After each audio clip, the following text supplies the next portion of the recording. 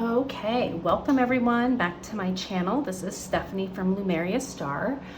So today what I wanted to do, I've been saying I've been wanting to do this for like ever, is I really wanted to do a walkthrough and kind of a compare and contrast of the really popular seasons of the Witch Samhain Oracle. This is the mass market version, and this is the Seasons of the Witch Samhain Oracle indie version, which a lot of people don't know exists. So the reason I wanted to do a side-by-side is there's a size difference, and also there are cards that they didn't include in the mass market. So let's just take a look at the decks. So this is just my favorite deck that I get so excited about taking out this time of year. And it's just, I don't know, maybe it's a mix of like the fact that it's like Samhain and Halloween theme, but also the artwork is really dark and haunting, and there's poetry, and I just feel like the guidebook is done really well. So I just really love it. So the reason I got the original indie version is, so this is written and created by Lorraine Anderson and Juliet Diaz. So Juliet Diaz is a really lovely witch I've met in person. So she used to own a witchy shop called November Sage in Jersey City, and I lived there. So I would go to her shop. I got to meet her in person. She's so awesome. And I knew this deck was coming out. So, you know, it wasn't like on Kickstarter or anything. At least I don't think it was. I just like purchased it from her like online website. So this is just a really beautiful deck. And then I think the goal was to make it mass market. So a lot of people just don't even know this one exists. So anyway, long story short, I want to go through the differences, and we can see, you know, what's in this deck that isn't included in the mass market. So the boxes, first of all, are different. The artwork looks similar, but these are actually two different cards in the deck. This one is a tarot size, where the mass market is a kind of classic oracle. And this one is published by Rockpool Publishing, whereas this one was independently published. All right, so let's take a look here.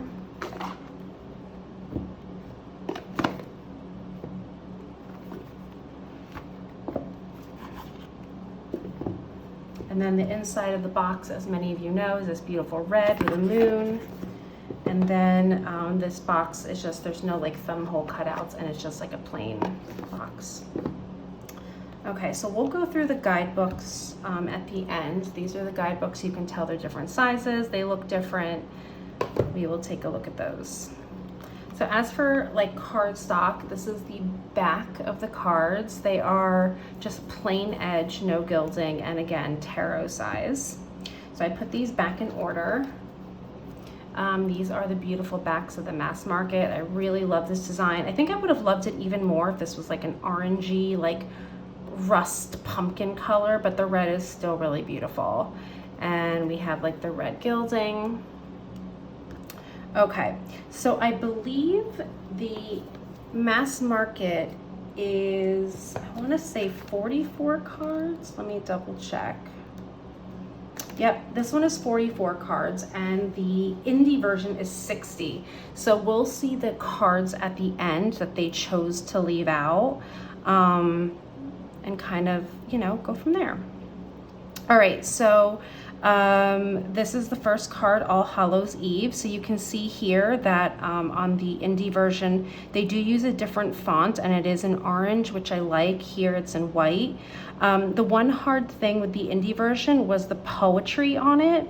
It was in this really itty bitty font. Like, I don't even, like, it's hard to see.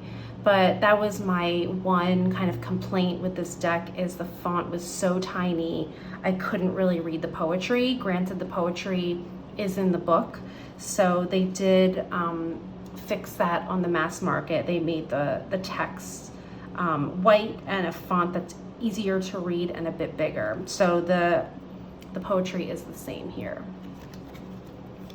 I'm gonna move these over. Okay, so next we have Altar. And you can see for the most part, the artwork has remained like intact, like the integrity of the original. Like with the bigger cards, you can see more of the artwork. There is a little bit of coloration difference, but other than that, it's still the same. The poem is still the same on this card. Oh, this is another small gripe I had with the with the indie version, is there are only a few cards that are landscape, and I don't know why they did that. But this is the Ancestors card. So I do appreciate that with the mass market, they switched it to upright. So it's an aesthetic thing. It annoys me pulling landscape cards, especially when I'm doing a spread. It just doesn't fit. So that's one nice change that I saw. The only problem is you can't see the other two faces in here. So it does kind of cut off the artwork. Okay, next is apples. Pretty much the same. These are a bit brighter, and here you can see there's more shading, but other than that, it's the same artwork. Banshee.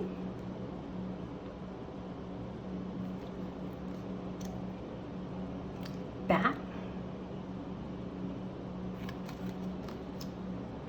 Black cat.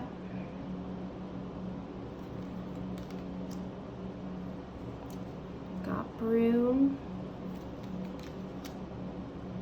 Candle magic.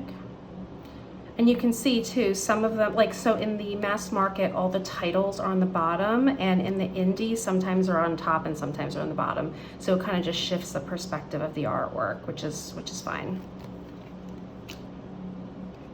Cauldron.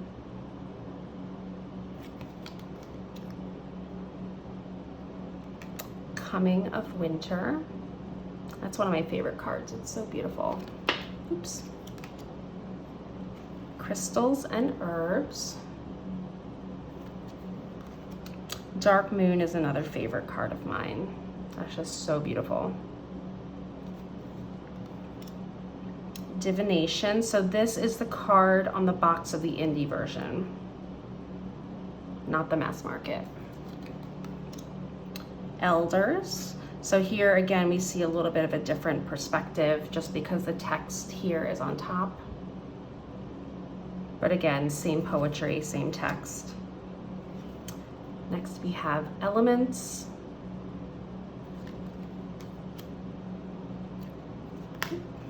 Frog.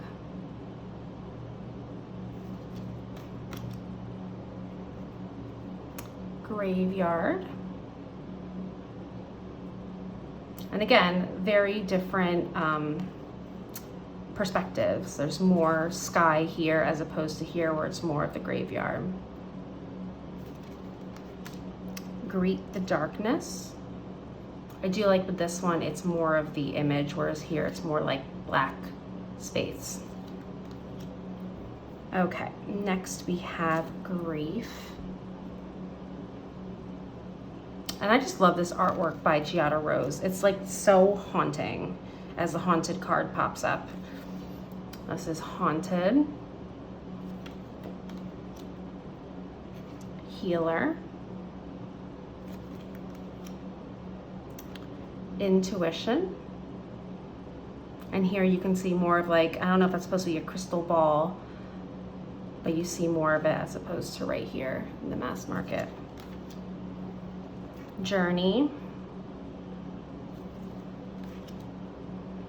Mischief. So this is another one where you can see more of the like sky and the white space, and here we see more of this like building, this house. Nature Spirits.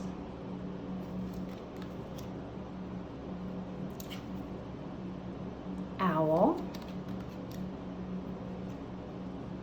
Potions and Spells. Protection. And this is another one of the landscape cards that I didn't care for. And of course it's pumpkin, which, you know, so I love how they made this change. This landscape pumpkin just really bothered me whenever I pulled it. So I'm glad they made that change for this one. Rebirth. Reflection. Now this is the image that's on the mass market cover.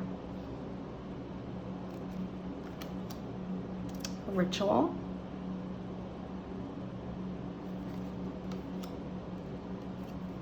Rooted. Seduction. That's another favorite card of mine. Just like women dancing in the moonlight, very primal and free. I just think that's such a great card. Next we have Silence.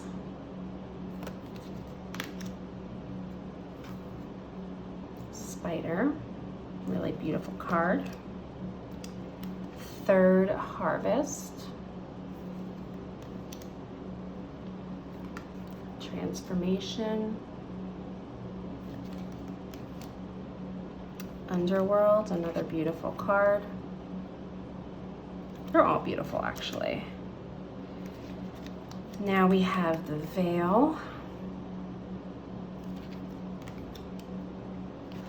Voices, which I just pulled this morning, my morning journal. Witch. And Wolf. So that is the end of the mass market deck. So you can see here with the indie version, we have quite a bit of cards left. So it is really such a shame, in my opinion, that these were not included, because they are really fantastic cards. So that's why I use both decks, to be honest. Like if I'm using one for journaling, and I like to, when I journal, I use one card at a time and then I put it to the back. That way I can use every single card in the deck as a journal prompt.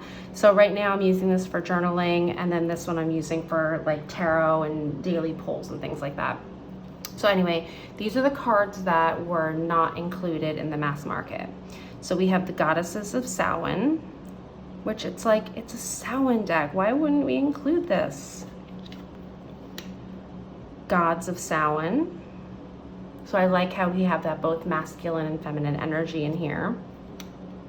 Reclaim, such a beautiful card. Chalice. Raven. Centaur. Coven. Like, why don't we have the Coven card? That's perfect. I love this card. Truth. I think that's really beautiful with the mask. Like, do we have the strength to take off our mask and be vulnerable and be ourselves? Skull. This is a gorgeous card too. I don't know why they didn't include this. Blood Magic. This is another one of my favorite cards in the deck. Such a shame. Ghost. Beautiful. Athame. Death. Like, how is Death not in a Samhain deck? Like, that's beautiful. Creativity. That's another really like important card for me and my practice. Spirit. And the Witching Hour, which my only problem is the landscape, but the Witching Hour is such an amazing card for a Season of the Witch Samhain Oracle. So that is the comparison. I wanted to take a quick look at the guidebooks, and then let's just pull some cards for the collective. So here are the guidebooks. They're both, you know, pretty nice and thick. The mass market one, about the authors, about the illustrator, acknowledgements, and then we have our introduction, about the cards, and then I believe we go, oh, okay, and then we go into card spreads, which they're quite a bit. We have a whole page just on 3 card spreads. And then interview your deck spread, graveyard spread, the spiritual council spread, reclaiming my power spread, the rotten apple spread, the transformation spread, weekly outlook spread, the witch's tool spread, moon phases spread, shadow spread, the healer spread, the coming of winter spread, and the Athame spread. And then we get into our oracle cards, which we have like this book is, you know, full color, which is really beautiful. And then we have like a large illustration of the card. So for example, we have a large illustration of the card. We have keywords. We have the poem that's on the card. We have a write-up of what the card means, and then a reversed meaning. And then we go through all the cards. So, and you guys are probably mostly familiar with this since this is really popular and out right now. So let's take a look at the guidebook for the indie version. So we have our introduction, which was similar to that. The one thing I didn't see in the mass market was this short paragraph on a brief history of Samhain. I don't believe I saw it. How to use this booklet. So this book here, there's like a table of contents. Where is that? Right here. So each card is numbered, and then it has the page number, and it looks like it's in alphabetical order, which I like. This one was just like a little bit annoying, but I still love this. So it divides the cards into like categories. So there's witch familiars. How does it divide it? So it divides the cards into witch familiars, witches tools, Samhain cards, and Samhain cards. So 3 different categories. So, and because these ones aren't numbered, I would often kind of have a difficult time trying to figure out which category it was in. But again, that was a minor detail. So with this one as well, you would get the keywords. You could read the poem, which was helpful because this was kind of hard to see. You would get your write-up and a reversed meaning. So this was black and white. Oh no, there are some colors. There's no pictures of the photos, or pictures of the cards. A few color photos. And then I'd have to double check, but this one does have some recipes. So this one's like pumpkin or spiced pumpkin cake. I don't know if that's in this guidebook. This one is for pumpkin. I'll check pumpkin. So these are all the cards. Really great info. And then it also, because I checked before I did this video, it has the same exact amount of spreads. So there is quite a bit, which is really lovely. And as much as these are like in my top 5 Oracle decks of all times, I've never done any of these spreads, and that's a shame. I really should. Oh look, and there was a little preview that the Seasons of the Witch Yule Oracle was coming, and that said that was the summer of 2019, which I'm sure got pushed back with COVID. But yeah, I'm gonna try some of these spreads this season. I just wanted to look at the pumpkin card to see if it had the recipe, because otherwise I think the guidebook is pretty much the same. Pumpkin. Oh, it does. Okay, so it really has all the same information. Spiced pumpkin cake. Cool.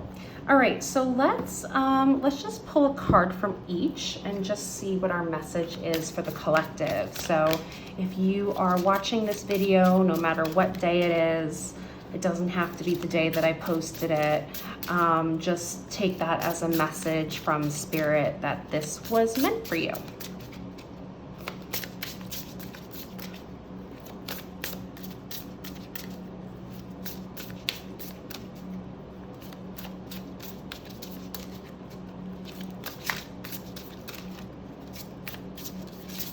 Okay, so we have ancestors, and let's give this one a good shuffle because it's tarot size and I can really get in there.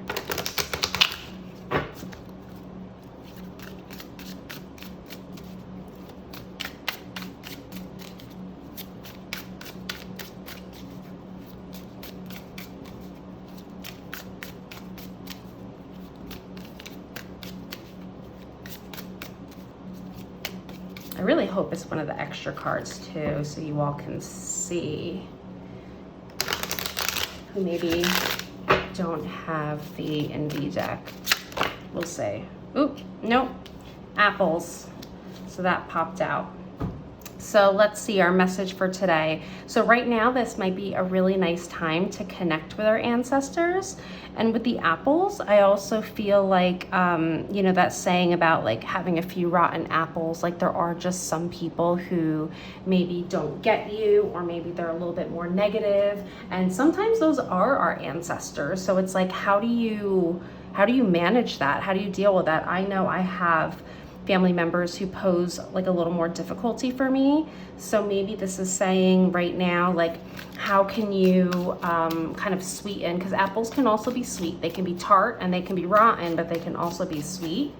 So like, how can we deal right now with family members, or, you know, ancestral patterns or ancestral traumas that have been passed down, and they continue to be like rotten or really negatively impact us. So I'm going to pull a card on maybe what we can do with that information, how we can navigate that.